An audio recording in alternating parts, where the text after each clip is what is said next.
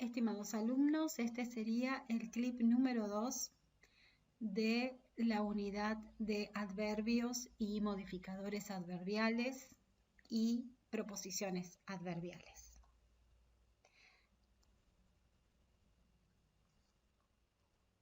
Como vemos en esta placa, vamos a ver un poquito más de acerca de estos modificadores que en general se dan en el predicado, ¿sí? Habíamos hablado que modifican a los adverbios, ¿sí? Un adverbio puede modificar un adverbio, puede modificar también un adjetivo. Y por supuesto, con mayor frecuencia estaría modificando a un verbo. Sería lo más frecuente de encontrar en un texto, en una idea. Ahora, podemos decir que las frases adverbiales, en su mayoría, junto con las preposiciones adverbiales, nos cuentan el cuándo, el dónde, el cómo y el por qué una acción ocurre. Pero también hay otros tipos. Aquí van a encontrar algunos ejemplos de más proposiciones adverbiales y frases adverbiales con sus nombres más gramaticales, ¿sí? En una forma más formal. Entre ellos, por ejemplo, adverbio de tiempo, adverbio de lugar. Recuerden que cuando hablamos de una frase adverbial, hablamos de una frase que no contiene ni sujeto ni verbo. Si la misma tiene estos dos, es decir, su sujeto y su verbo, ya se convierte en una proposición. Y esa es la diferencia que hace entre frase y proposición. Más ejemplos de frases adverbiales y de proposiciones. Los pasamos a ver en la próxima placa. El primer nombre, la primera categoría, son los adverbios de tiempo, que nos dicen cuándo o con qué frecuencia. Una frase adverbial, un ejemplo. A crow attacked your cat about an hour ago. Un cuervo atacó tu gato hace una hora. Ahí tenemos about an hour ago, ahí tenemos un adverbio, una frase que nos cuenta cuándo ocurrió el hecho. En el ejemplo que sigue, ¿sí? Tenemos every time he cracked a joke, the punters roared with laughter. Cada vez que él hacía una broma, los apuntadores, los reidores, reían a carcajadas. Acá tenemos every time y podemos advertir que nos indica una frecuencia, ¿sí? El every time, que es un adverbio de frecuencia, pero también dentro de esta frase que es compuesta, vemos every time he cracked a joke, cada vez que hacía una broma. Esto todo es una proposición, ¿sí? Entonces, acá tenemos every time he cracked a joke, nos indica el tiempo, la frecuencia con que los reidores rompían a carcajadas. Acá tenemos una proposición que está puesta al principio de la oración. Podríamos invertirla y decir, los reidores rompían a carcajadas cada vez que él hacía un chiste. Bien, continuamos con otras categorías. Adverbios de lugar. ¿Dónde? Una frase adverbial, acá tenemos un ejemplo. It is colder and wetter in the north of Germany. En el norte de Alemania. An adverbial clause, acá tenemos una proposición. Put the sign where the students can read it. Coloca el cartel donde los alumnos pueden leerlo. También tenemos los adverbios de modo, el cómo. Una frase adverbial, that dog is barking like a king. Aquel perro está ladrando como un rey. An adverbial clause, una proposición, she is acting as if she has stolen something. Ella está comportándose como si hubiera robado algo. Seguimos. Los adverbios también, los modificadores adverbiales, pueden indicar la razón. Acá tenemos un ejemplo de una frase. We abandoned the match to make a point.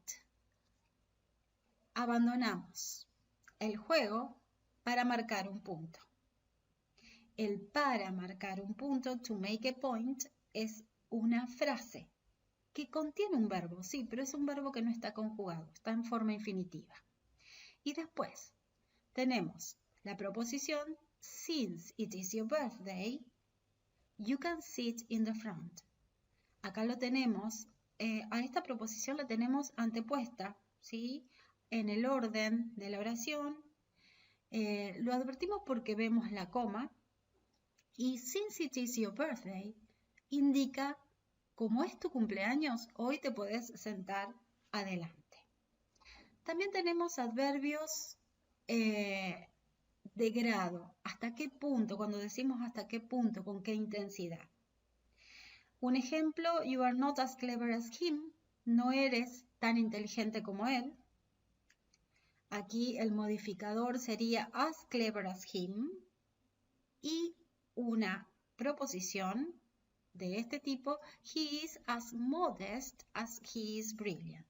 Él es tan modesto como también lo es de inteligente. Acá aparecen los adverbios de condición, que más adelante es una unidad que vamos a ver en más profundidad.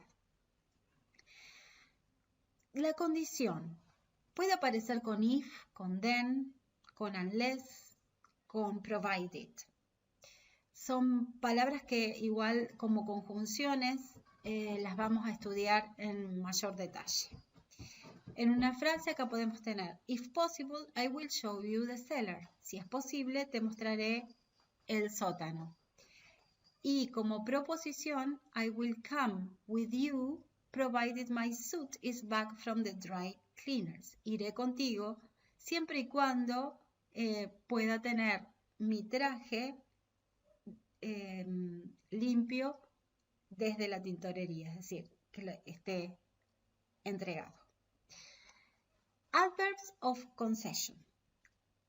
Esto, la concesión es cuando uno habla de una idea que exige o que marca un contraste, algo que no se esperaba. A pesar,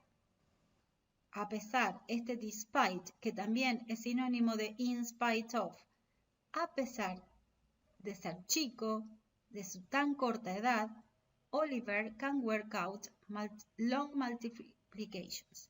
Oliver puede calcular multiplicaciones complejas, largas.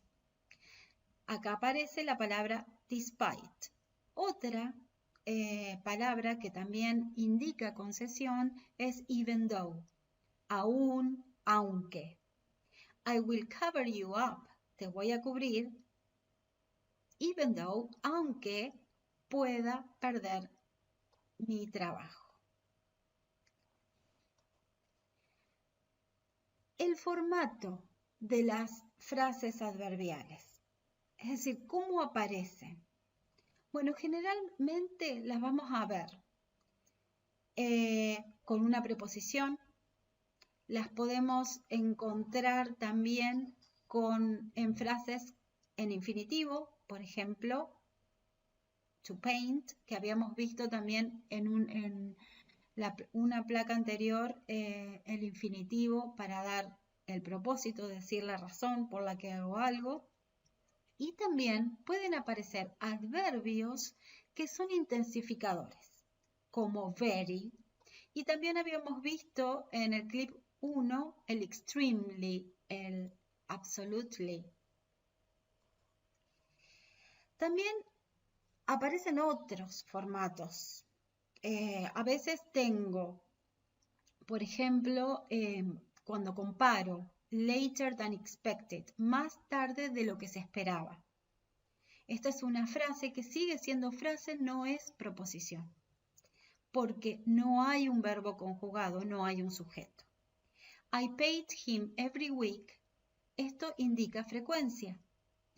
Ahora, tenemos una frase donde aparecen dos, un adjetivo y un sustantivo. No hay aparentemente un adverbio. Si el grupo de palabras funciona como un adverbio, es decir, me contesta el cómo, el dónde, el cuándo, con qué frecuencia, hasta qué punto, con qué intensidad, por qué, para qué, siempre va a ser una frase. Ahora, si yo advierto que en esa frase hay un sujeto y un verbo, ya no es más una frase, sino que pasa a ser una proposición. Bueno, esto es, digamos, la segunda parte de lo que estamos estudiando. Estaríamos llegando ya a la finalización de este repaso que habíamos programado. Espero que tengan un buen día y nos vemos en el próximo clip.